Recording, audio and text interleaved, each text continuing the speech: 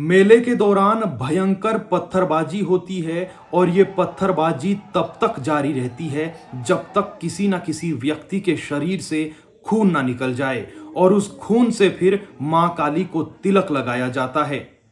दरअसल शिमला से तकरीबन 25 किलोमीटर दूर धामी क्षेत्र में आज भी इस परंपरा का निर्वहन किया जाता है।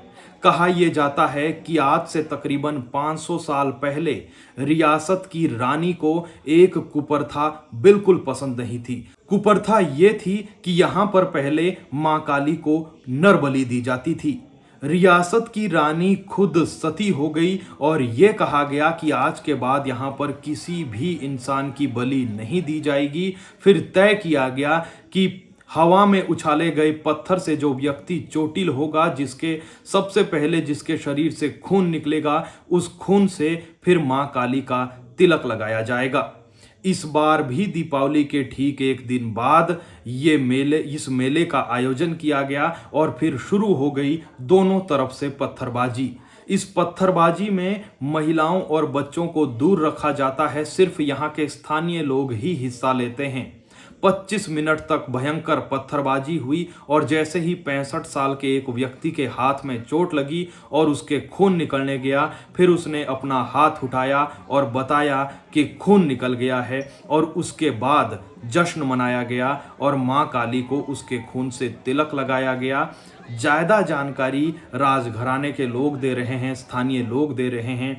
आप भी सुनिए कि आखिर क्या इतिहास रहा है। इस दौरान लोग एक दूसरे पर खूब पत्थर बरसाते हैं। आप झलकियां भी देखिए, तस्वीरें आपको विचलित कर सकती है और सुनिए स्थानीय लोगों की जुबानी क्या है पूरी कहानी।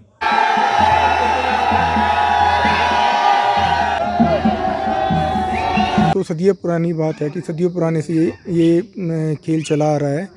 तो ये जब राजा रजवाड़ा होते थे और उस वक्त मानव बलि हुआ करती थी। तो मानव बलि इसलिए हुआ करती थी कि जहाँ पे जब भी मानव बलि हो और ये आसपास के जो हमारा क्षेत्र है धामी क्षेत्र में, उसमें सुख समृद्धि रहे, कोई महामारी ना रहे हो, कोई आपदा ना आए। तो इसके लिए खुश करने के लिए भद्रकाली माता को मानव का रक्त लगाया जाता था कि सारी तरफ क्षेत्र में खुशहाली रहे। ये तो बहुत सदियों पुरानी, सैकड़ों साल पुरानी परंपरा है, कोई आज की हल्की कुछ वर्षों की नहीं है।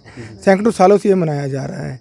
तो इसमें हमारे कई खुंद होते हैं, जो हमारे कई खुंद हैं यहाँ पे, जैसे तुनड़ू है, तुनसू है, दगोई हैं, कटेड़ू हैं और जमूगी हैं।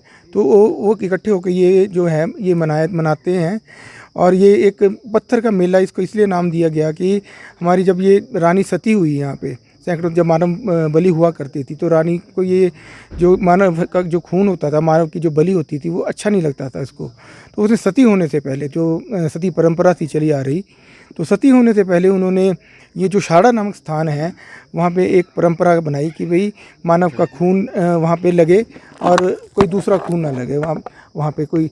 और जो अब वो परंपरा बंद कर दी गई, उसके बाद ये जो है ये दूसरी परंपरा जो पत्थर का खेल है, वो खुद हमारे खेलते हैं और वो आपस में एक खेल की भावना से खेलते हैं कि ताकि हमारे क्षेत्र में, आसपास के क्षेत्र में हमारी खुशहाली रहे और किस तरह की आपदा ना आए। हमारे खुंद के लोग जो है वो जो राज दरबार है वहाँ इकट्ठे होते हैं। वहाँ यहाँ से एक प्रोसेसन जाता है, पहले पूजा होती है देव कुरगुन की और भीमा काली माता की और हमारे जो कुलिष्ट हैं जो नरसिंह भगवान की। तो नरसिंह भगवान के पुजारी हमारे को एक सुरक्षा जो है फूल देता है और वो फूल लेके हम लोग यहाँ से एक प्रोसेशन के रूप से यहाँ शाड़ा नामक स्थान है वहाँ जाते हैं और वहाँ जाकर हमारा ये खेल शुरू होता है। आस्था से जुड़ा मामला है, तो इसमें बहुत सालों से ये मनाया जा रहा है। तो इसमें बहुत सालों जो हिस्ट्री है, वो रानी साहिबा थी जो यहाँ बाहर से आ रही थी। तो ये जो नर बलि लगती थी वहाँ हमारे जो मंदिर है वहाँ भद्रकाली माता का, तो उसको रोकने के लिए उन्होंने उसको अपनी वो सेक्रीफाइस दे दी, वहाँ के सती हो गई। लेकिन उन्होंने ये बताया कि इस दिन ऊंचे पत्थर फेंकेंगे दो जो पार्टियाँ आपस में, वो जमोगी एक तरफ से होंगे, एक से कटेड़ू और दूसरे क्लैन है दगोई, टुनड़ू, ऐसे उनके खुंदों के नाम है। तो वो पार्टिसिपेट करने, आउटसाइडर को अलाउड नहीं है। तो कोई अपनी मर्जी से करे तो अलग बात है, लेकिन उनको अलाउड नहीं है। तो चलती आ रही है जी, तकरीबन 400-500 साल से ये चलती आ रही है। तो 40 साल से तो मैं भी कंडक्ट करा रहा हूँ इसमें एज जनरल सेक्रेटरी। तो सब लोग खुशी से आते हैं और इसमें धार्मिक असर जुड़े हुए हैं।